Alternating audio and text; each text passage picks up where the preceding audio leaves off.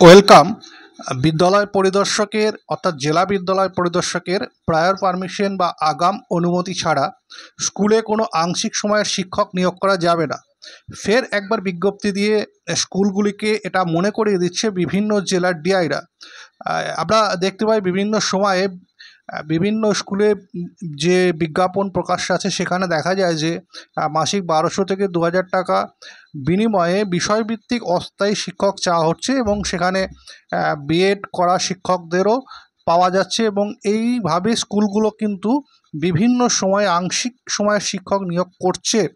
তবে এই ব্যবস্থা কাম্য নয় বলে মনে করছে শিক্ষা দপ্তরের আধিকারিকরা এবং এখানে বলা হচ্ছে এই বিষয়টা হলে পরবর্তী সময়ে তারা স্থায়ীকরণের দাবি জানাতে পারে, আন্দোলনও করতে পারে।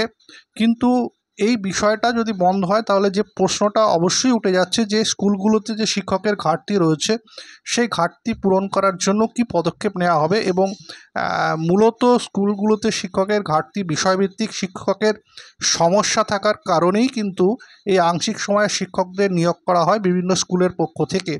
এখন সেটার ক্ষেত্রে প্রায়র পারমিশন বা আগাম অনুমতি নেয়ার পরে নিয়োগ করা যেতে পারে হয়তো, কিন্তু পুরো বিষয়টা কিন্তু আরও কিছুটা দীর্ঘায়িত হবে।